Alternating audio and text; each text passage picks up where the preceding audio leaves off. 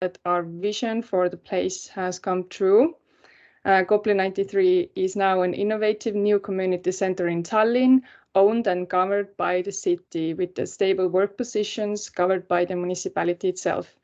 Additionally, it is a platform for grassroots initiatives.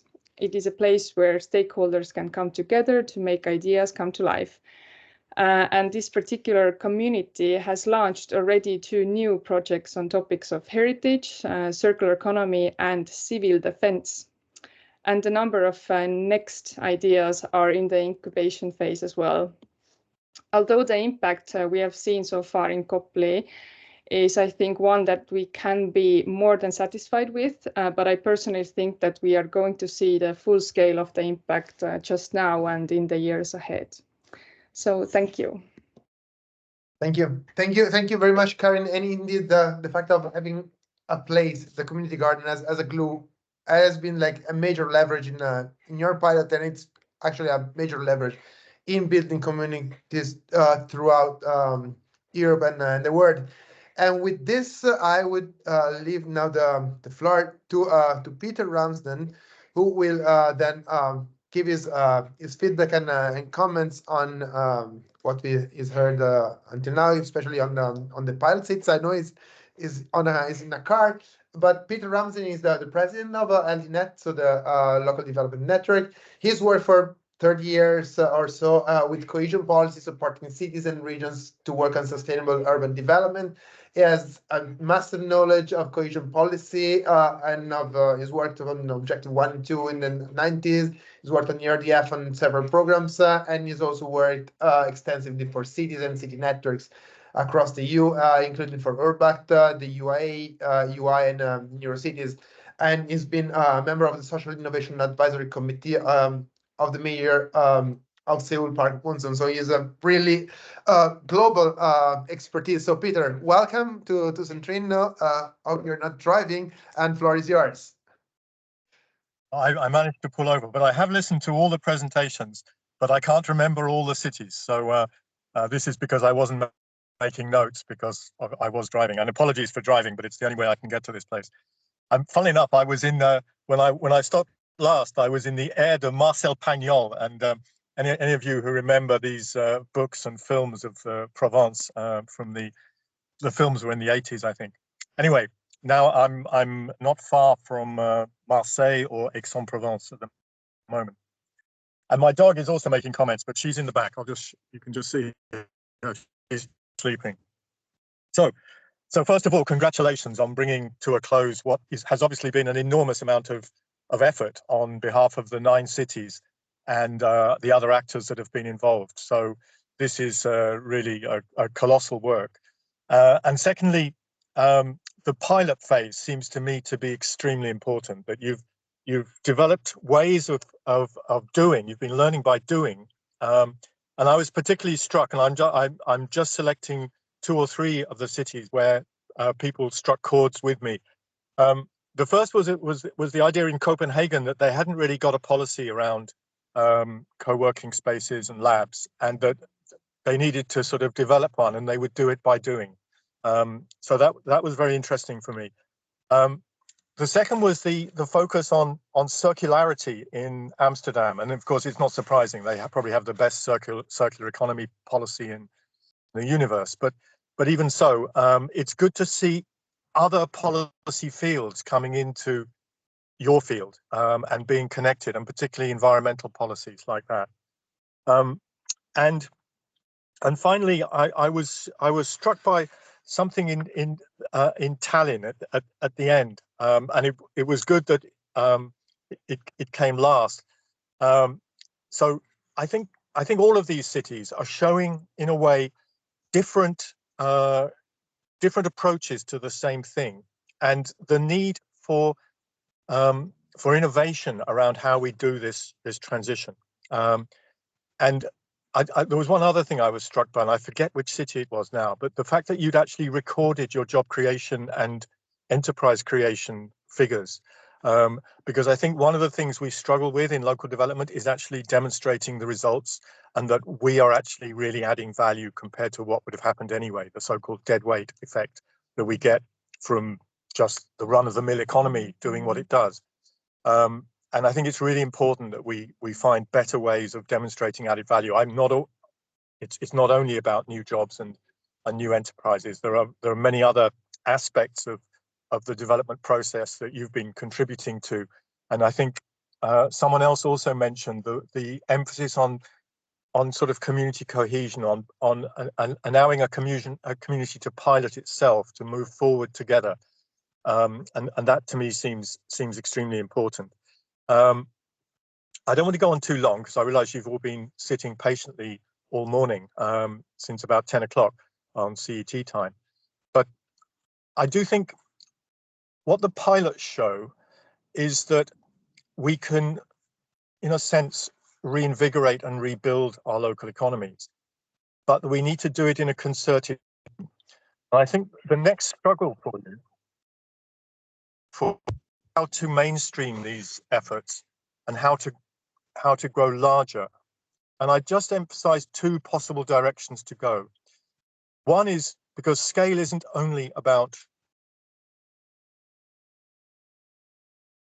freezing.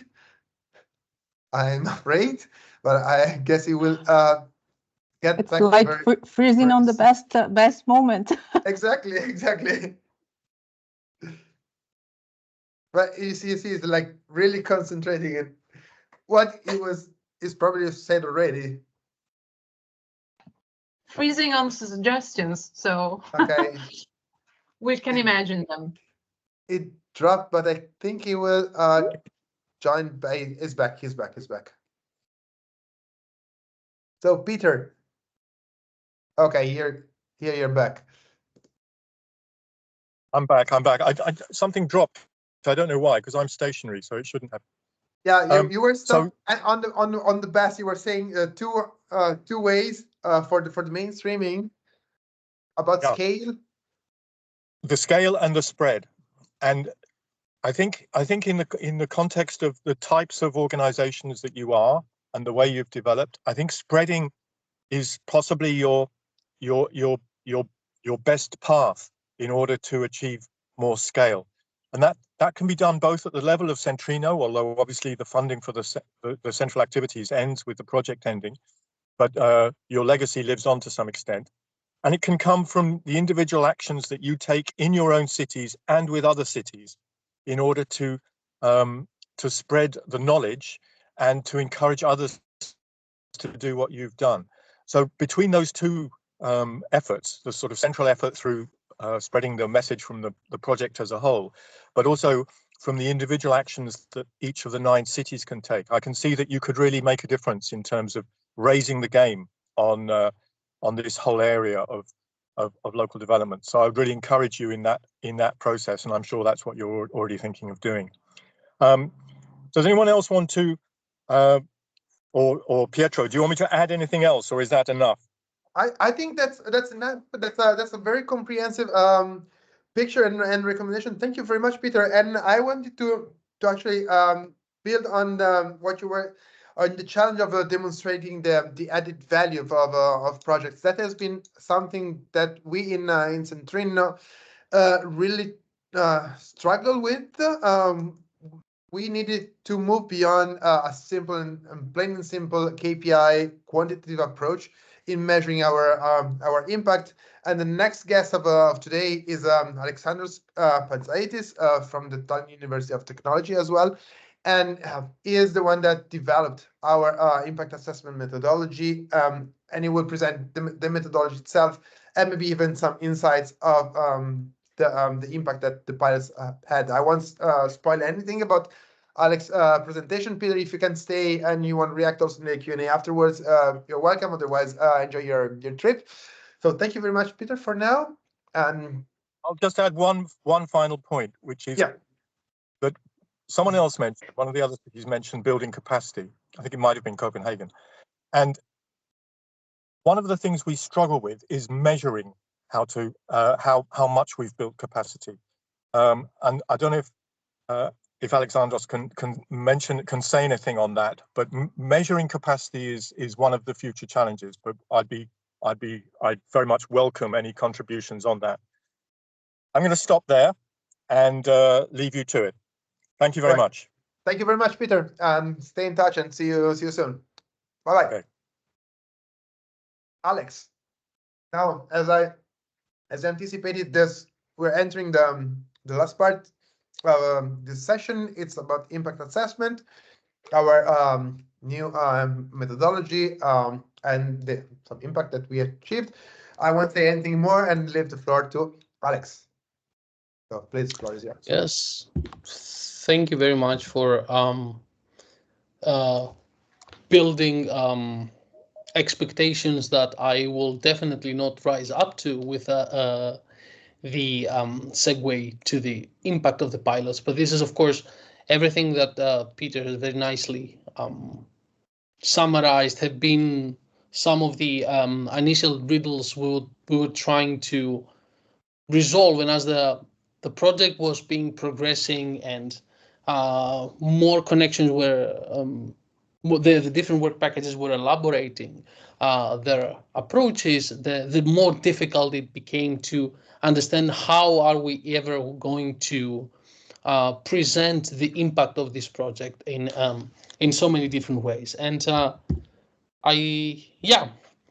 so this is just a rough overview of the starting points we had to work with. The 5 key concepts, each one interpreted in millions of different ways across the 9 pilot cities. And then we had these over-engineered schemes of how change is going to happen with the different key actions that we eventually changed based on the Fab City Hub development. And that was a complete mess at the beginning. And as Jonathan mentioned before, we took a long time to try to professionalize our individual approaches as much as possible.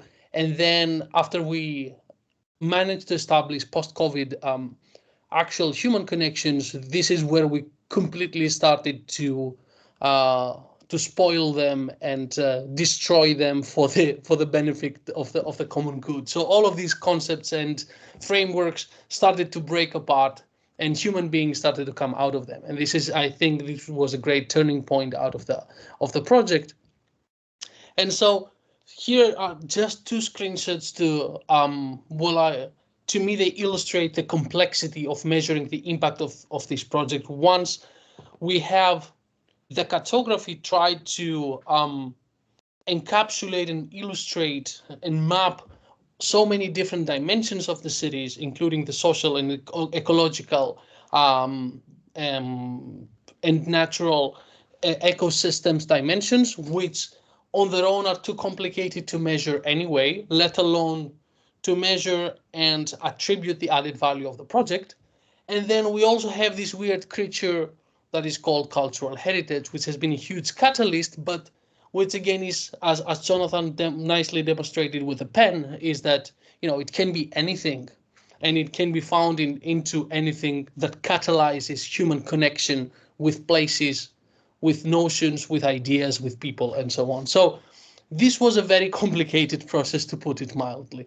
So what we did, I cannot present a comprehensive overview of the impact assessment process because it has itself taken different turns. What I can present is what has been our baseline, our lifeboat, I would say, in trying to make sense of the whole thing. That was a coherent narrative that has more or less remained the same throughout the project. So it started with the problems and the opportunities that were kind of the given. How do we revitalize the manufacturing capabilities in cities in ways that are not only productive but also ecologically responsible, and so on? And then we have the heritage value of the industrial site, the circular economy practices, and everything that comes with them. And then with that, we want to reach these really broad overarching goals of driving new socioeconomic dynamics, providing new blueprints, the drill of the high-level goals. So the magic that happens in between was what we tried to create a storyline upon which we would continuously reflect to understand what was going on. And then one of the building blocks were the 5 key concepts, as I said, in their own evolution and interpretation through the pilots. But here, I think this has been one of the crucial elements of the project, that the definition of pilot outcome challenges is where we provided this experimentation space where pilots could themselves define what is a circular transition that looks like, and with flesh and bones in our own area. Who needs to be doing what? Which are the people we need to influence, and what do they need to do? In Amsterdam, for example, we had these makers. They were facing the problems with finding workspaces. We had this situation. How can we catalyze circular practices? In Tallinn, there was this old abandoned center. There was no community initially. How do we leverage the heritage of the place that has so many different and contested views and so on? So this was a key learning point for us as well, to also better adapt the strategies and the tools and the platforms that we're going to catalyze these activities. And then another key element has been the notion of the Fab City Hub, which has been itself an emerging concept. So this was not something that we know. The Fab City Hub is like this and looks like this. That was a constellation of different practices and relationships building around productive relationships, but also community relationships built around spaces, but most importantly, people. And we were trying to document the process of the development of Fab City Hubs as we were trying to also monitor their impact. So that has been another complexity of the project. But it has provided a useful baseline or an image of what is this sort of organizational scheme we want to transition to. So these 2 building blocks, the pilot outcome challenges and the Fab City Hub principles, have been 2 very important frameworks to reflect to. Yeah, but then again, what we wanted to get to was the definition of the environmental, socioeconomic, and cultural heritage impact. And as Peter mentioned before, there are lots of things happening in the cities that have an environmental or socioeconomic impact. How can we attribute what happened to the project, which is very difficult. So eventually, when it came to a useful framework that came to guide our differentiation or provide a structure to the different sorts of impacts, that was developed by the cartography team, but also in collaboration with the rest of the work packages. We use this donut model to try to at least identify some categories of high-level data that we can gather on the cities. So these were, on the environmental side, we had data on climate, materials, biodiversity, water. Of course, that was tailored for every city. We were gathering not only high-level data, but then we moved towards turning this data into stories, like in the so-called dark news of the past and the bright news of the future, trying to present the human narrative version of this abstract data. Likewise, on the socioeconomic field, we dealt with health and well-being, economic inclusion, and finally, cultural heritage, which has been, of course, the trickiest one with society and cultural dimensions. What we did with this is we built the so-called impact inventory, which has been a very dynamic process that was basically finalized with the final impact assessment report. So, and the contribution of all the work packages has been immense. So how does it look like is that we have these definitions of the future, we have this impact that we want to have on a higher level on CO2 emissions or on housing or on jobs and so on. But how do we get there, which also shows how do we build the capacities for this change to be achieved and sustained. So starting from this impact, which is the last spot, we build ourselves back through the project inventory, which included, as I mentioned, the pilot outcomes, the challenges, who needs to be doing what, how, which people do we need, which organizations we need to influence. Then the tools, of course, with the Fab City Hub toolkit has been a very instrumental to understand what kind of capacities we needed to build and how they were different in each specific concept.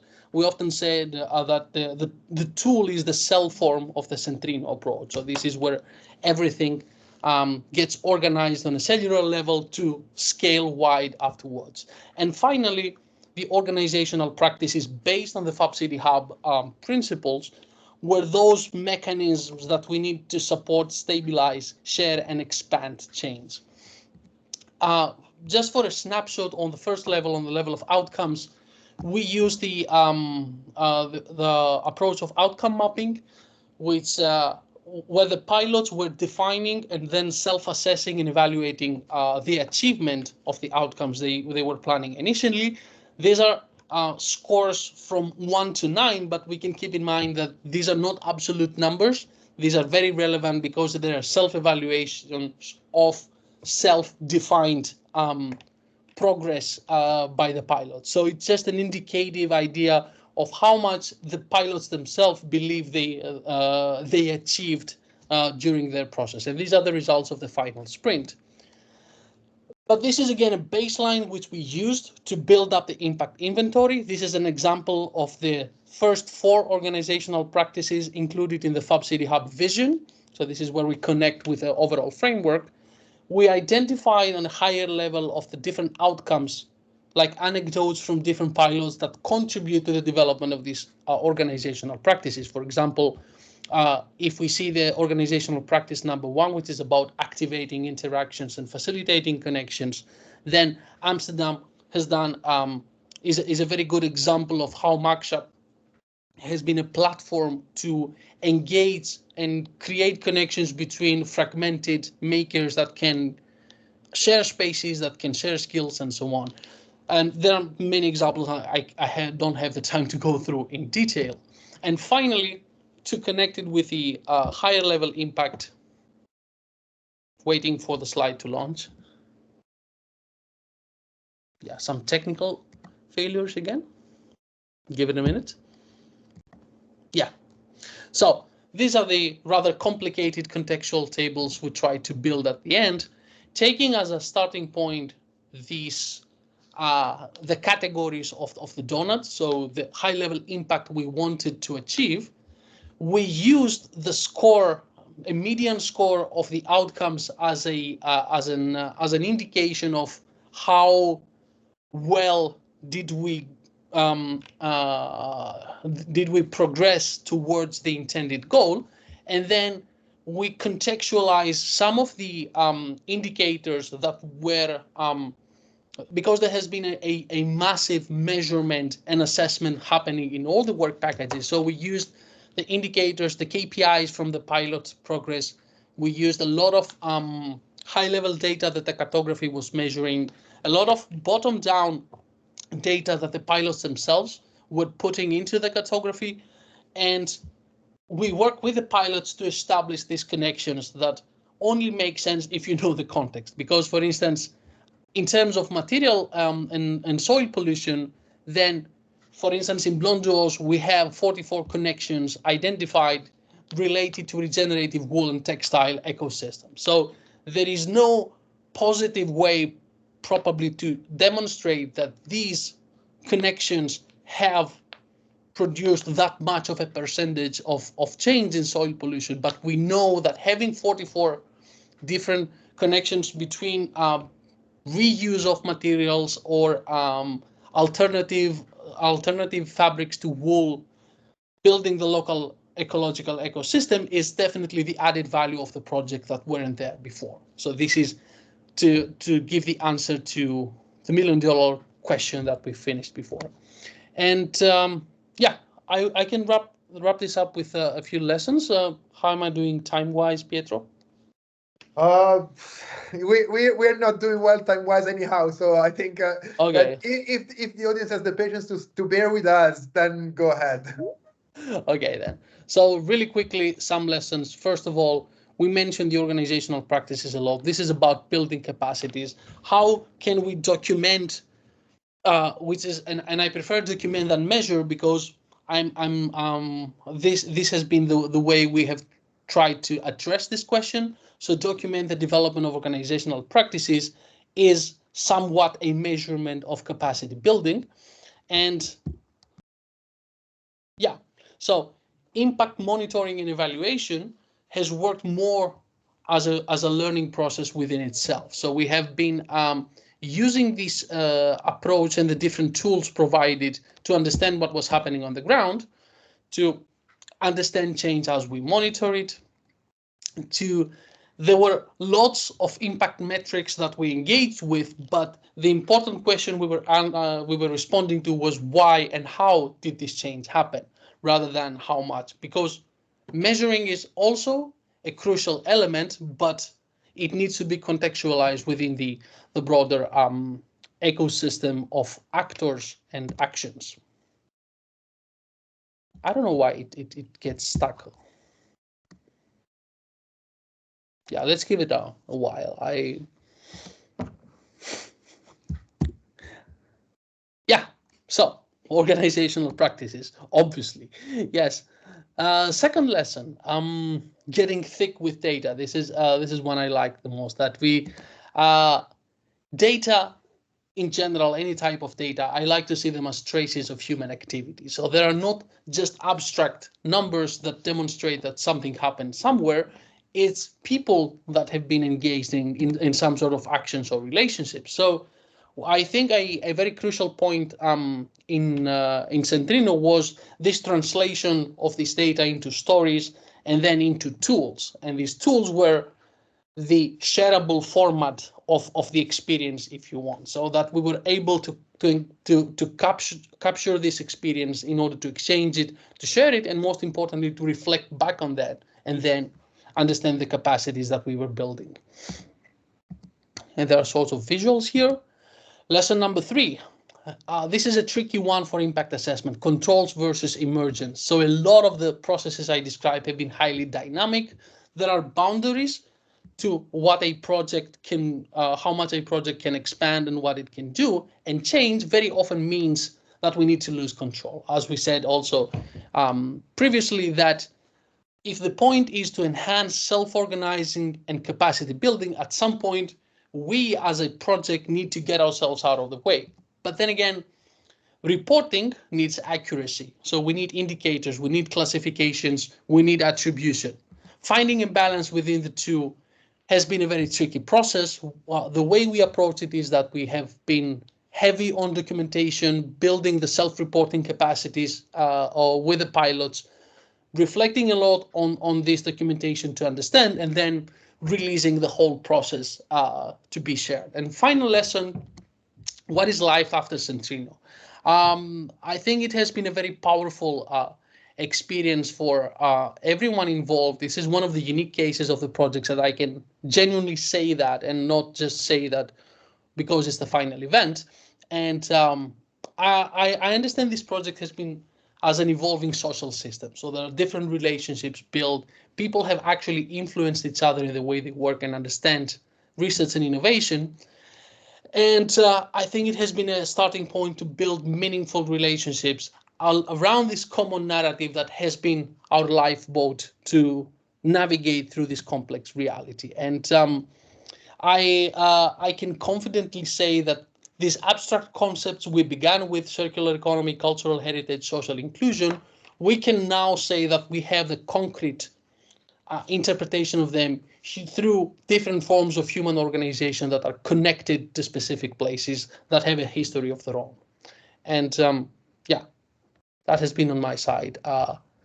Would be happy to respond to questions or move ahead, however we feel like. Yeah, thank you very much, Alex. I think the best thing now, since we're really late, is to skip this Q&A session and only have a final Q&A session at the end. While I see Milena is ready, or like almost ready, I will give her the floor direct to her. Also because I've seen on the slide that if you want to keep adding your questions on the slide, please feel free to do so. But there's a question on the slide that is, as CENTRINNO developed a list of policy and practices for supporting circular economies. It's not exactly a list, but the blueprints and the policy briefs can somehow respond to to this question. So I will spotlight Milena right away. So we say thank you very much to Alex. You are gone from the spotlight as of now. And Milena, the floor is yours to present the Centrino blueprints and policy briefs.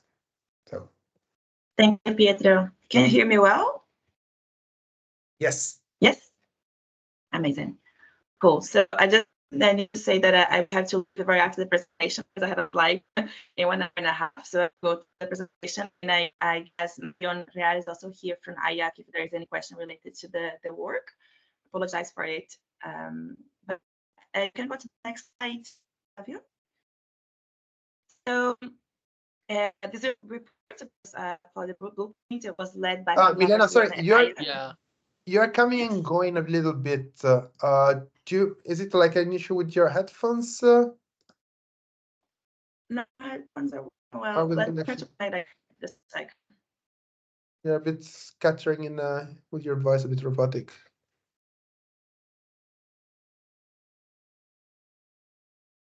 Technology is failing us at towards the end. It started with Alex.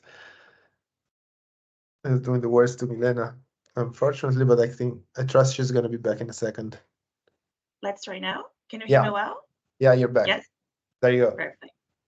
Here we go. So yeah, I was about to start the presentation saying that this report, Blueprints and Policy Development Guidelines for Replicability to Wider Use, was led by FabLab Barcelona and IAC with the significant support of many partners and pilot cities who provided the data and feedback for the development of the work.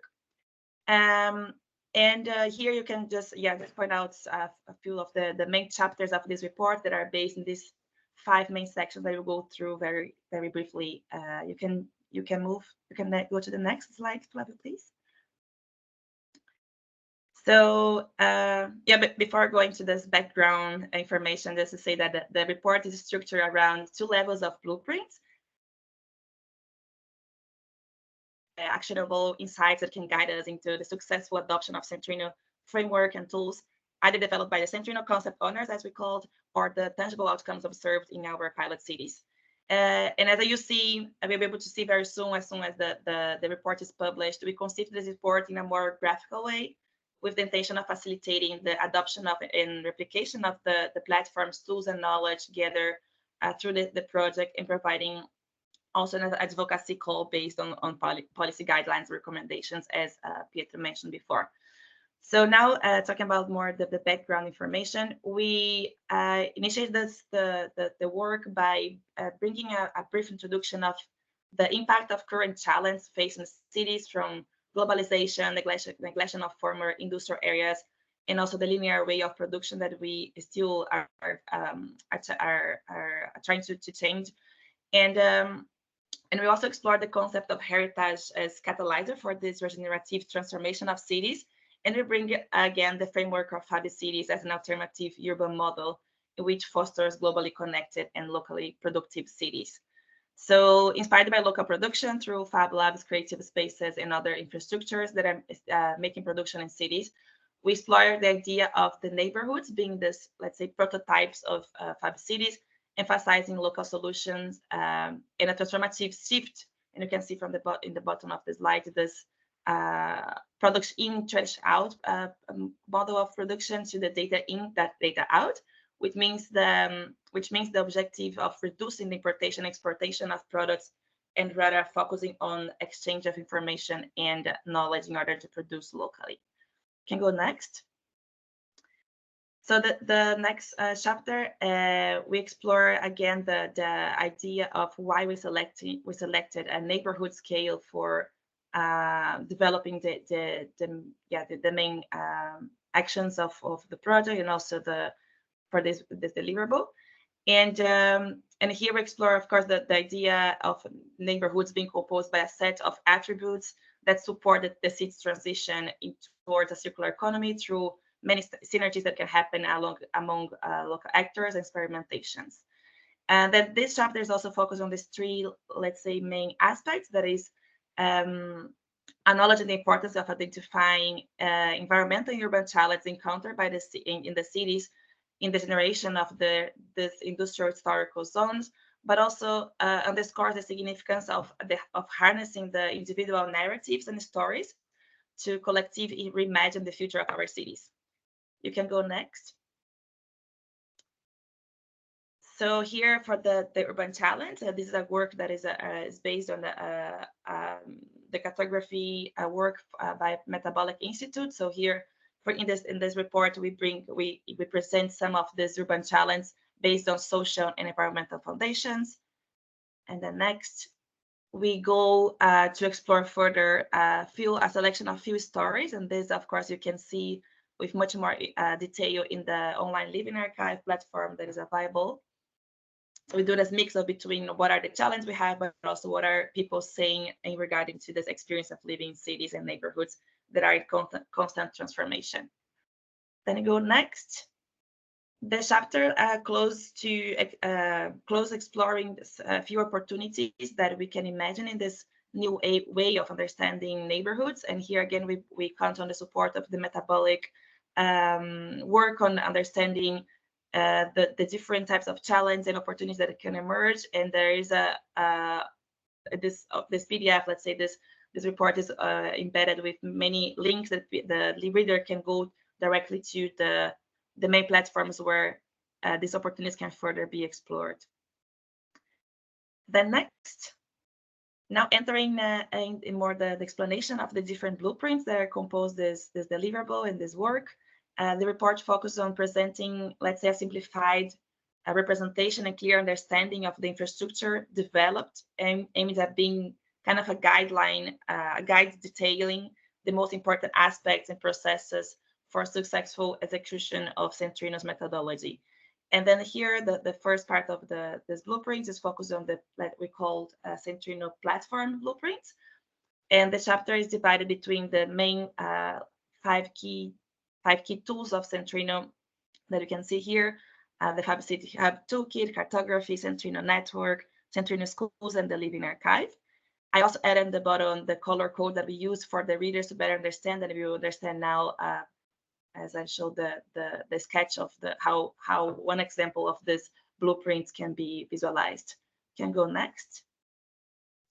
So I brought just one example because, of course, we don't have so much time. Here is the layout, the idea for presenting the work done for the cartography platform. So each resource we explained it in the first page. It means main goals, how to access the platform, and how it was created. You can go next. The second part consists of this sketch, let's say like a journey or like a visual graph explaining how to navigate through the different platforms, considering, as you can see on the top, the stakeholders and targets that are involved, the process applied, the tools that compose these platforms. Of course, each platform has many tools that were used as a base for their development. An example of some case studies. And then you can go next. The last, yes, here we go.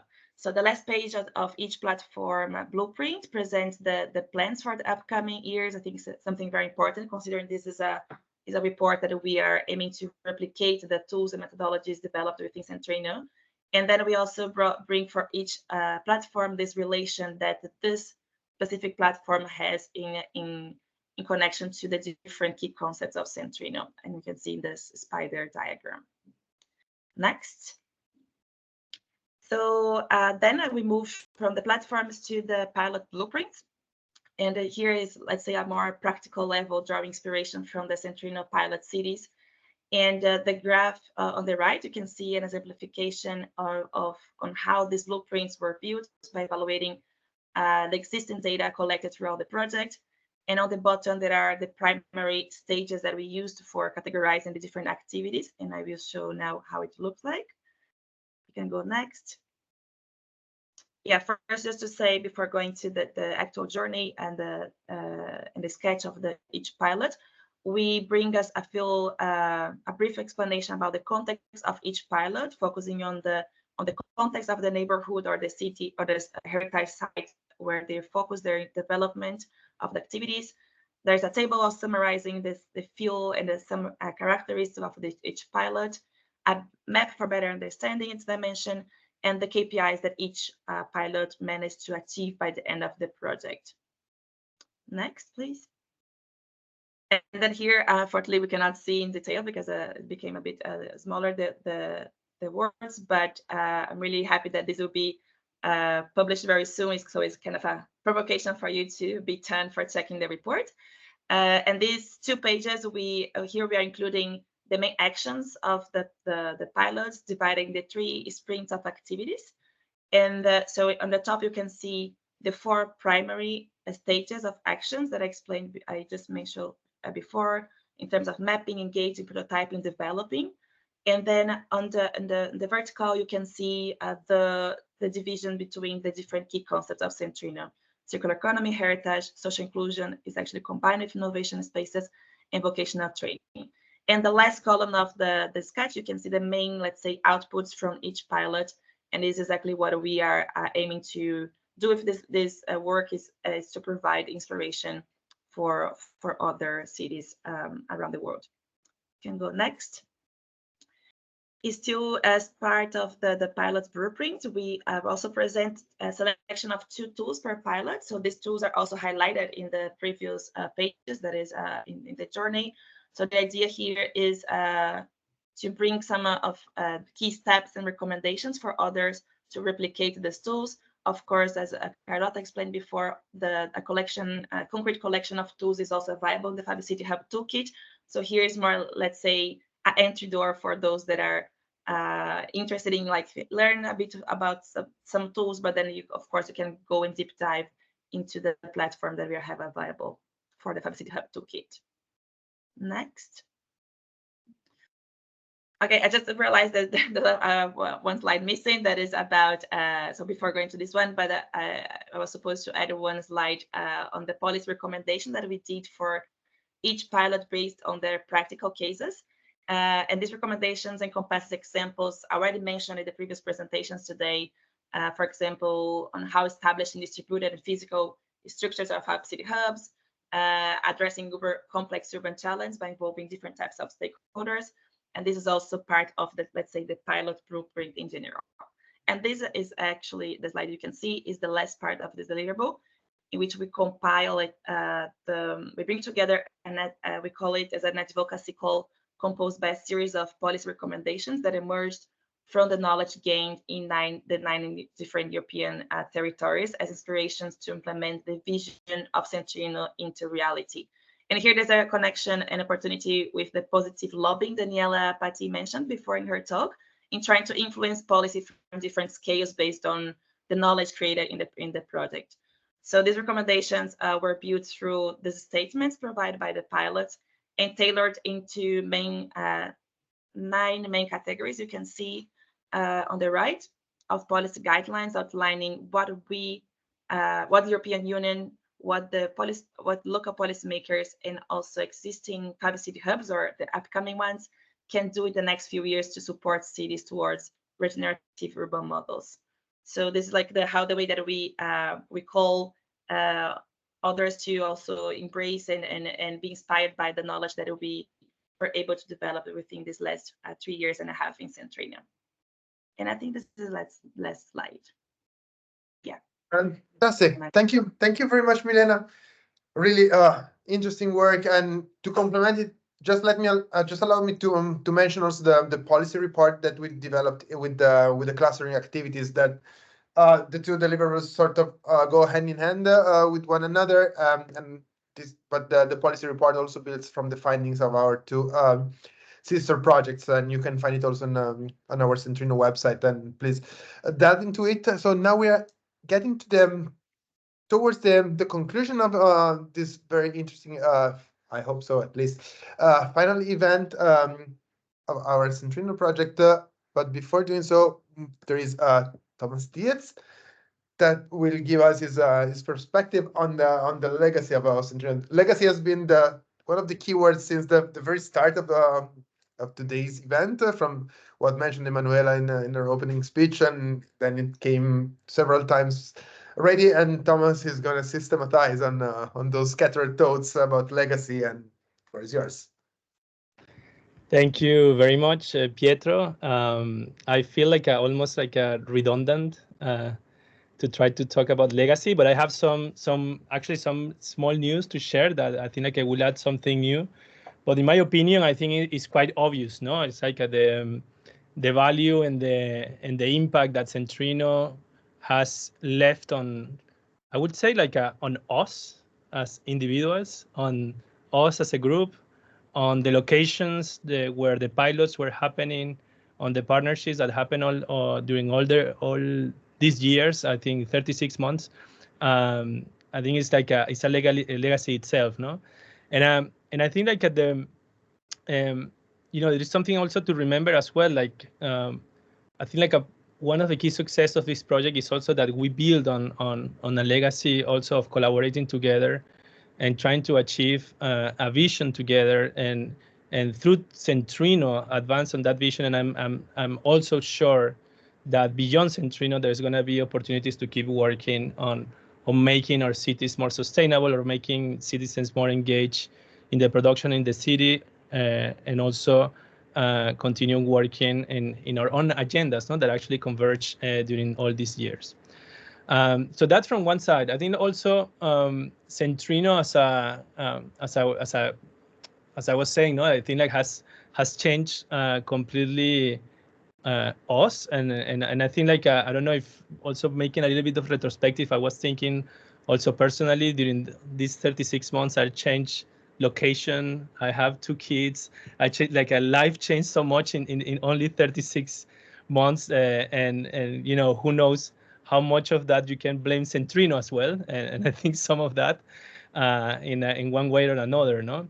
I want to come back also with the in one of the reflections I was making when I was looking at the pilots is that what all pilots have imprinted in the cities is part of what is going to be left forever. And I think also part of the great value of this project is that the organizations that had been involved with this project are, we can be 100% sure that, for them, the project is not, it didn't start, what they do, they didn't start with Centrinno and won't end in Centrinno. And a lot of what they started during this project is going to be continued, no? Like, and we have, world-renowned organizations in this consortium. Some others are smaller, but these are things that will continue growing, and that's of great,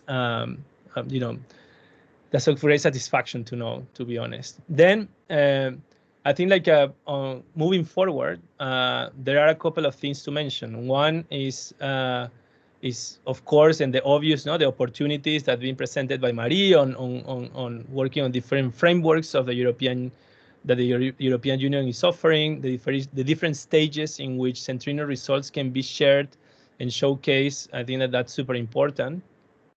But also, I think that it's more important to think about, and this is some of the discussions that we have already in the consortium, is a project beyond the project, right? And now moving, from what the organizations are going to carry on their own agenda. I think that the Centrinno, let's say, products, or the Centrinno legacy, if you want to call it, I can foresee like there is a clear connection, and it has been seen in many of the presentations during the day of the ambitions that the Fab City Global Initiative is trying to achieve, no?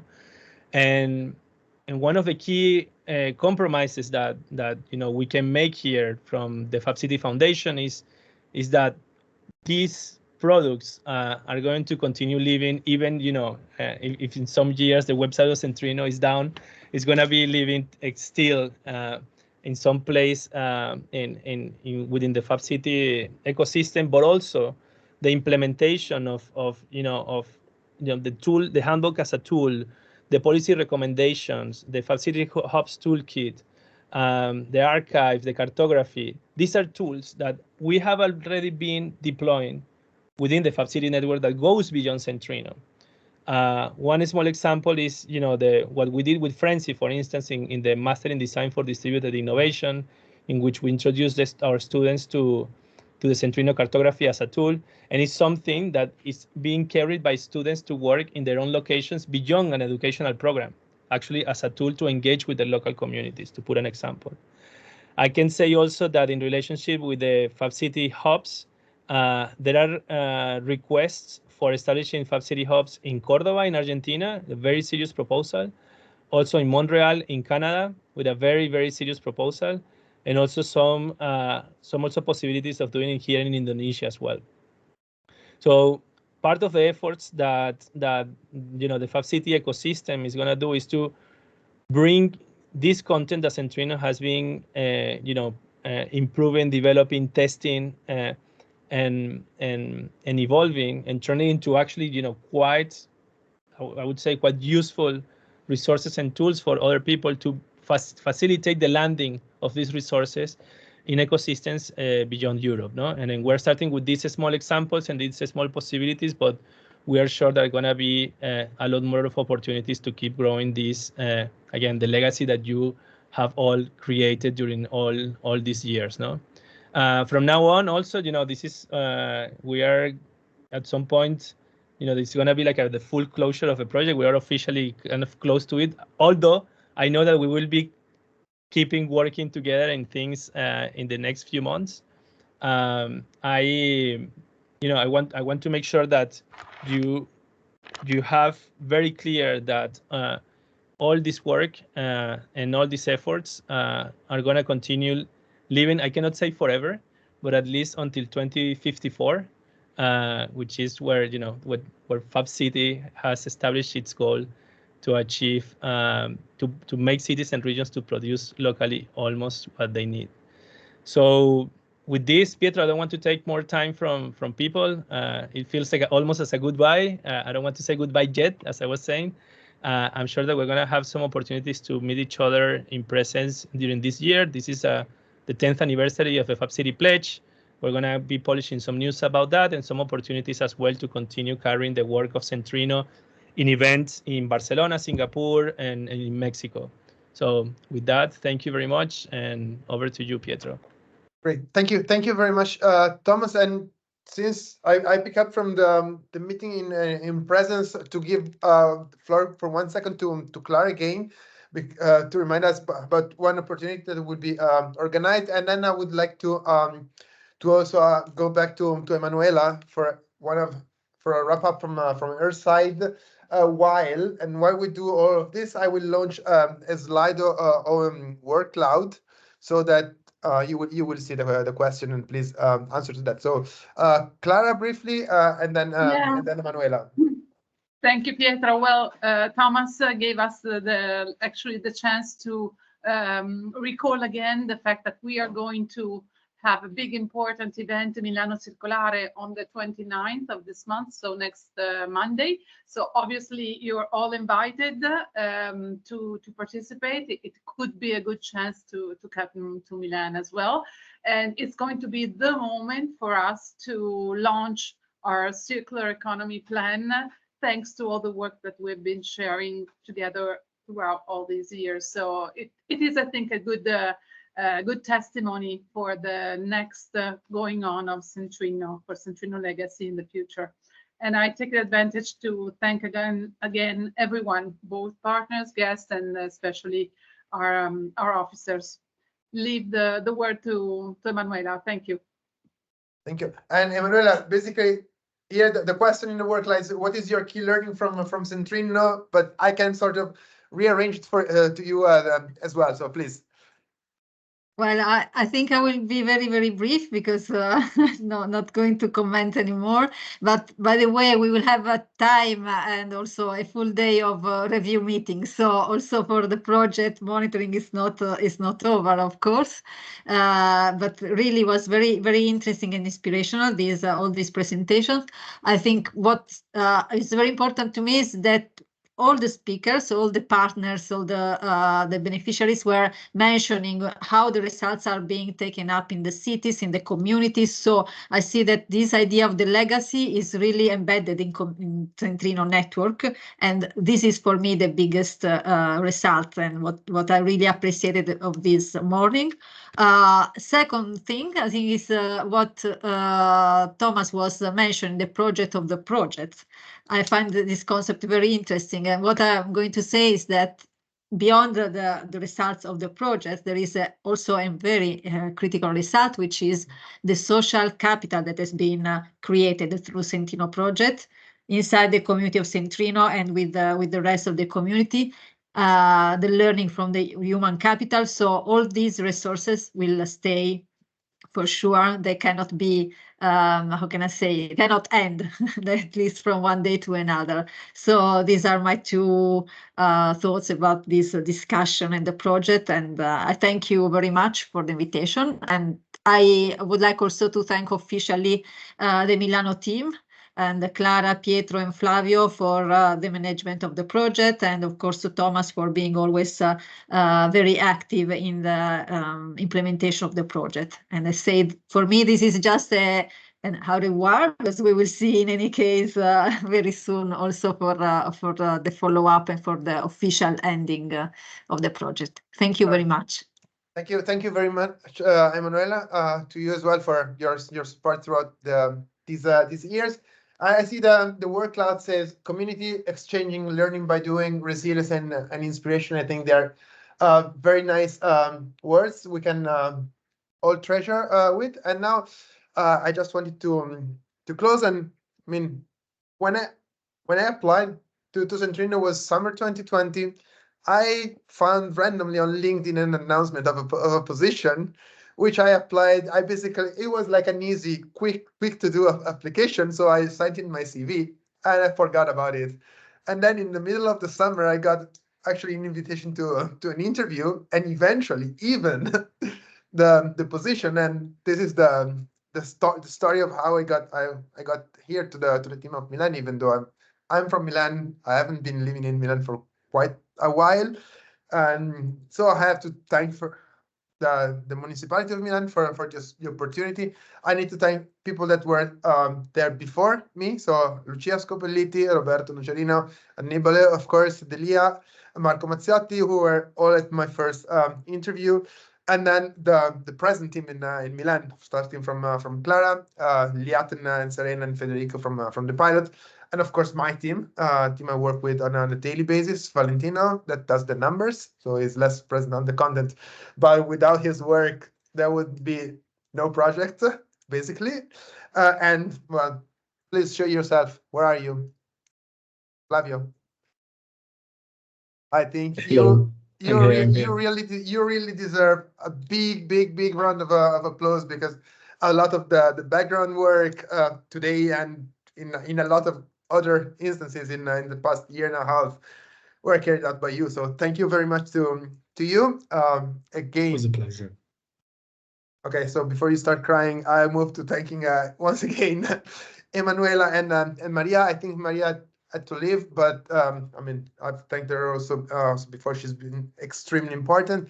I have to thank all the partners, all the 100 of people that have been working in Centrinno, and in particular the guys. I will not mention anyone because you're too many, and I will forget someone. But all the guys in the program board and those that I've been working most closely, past and present.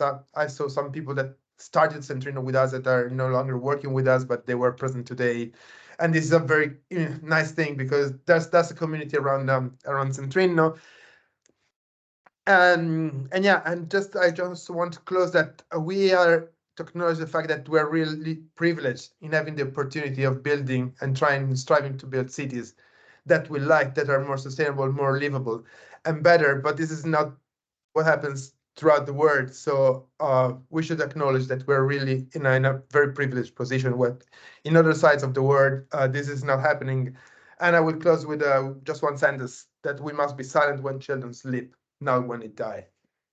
So thank you very much, and fare thee well.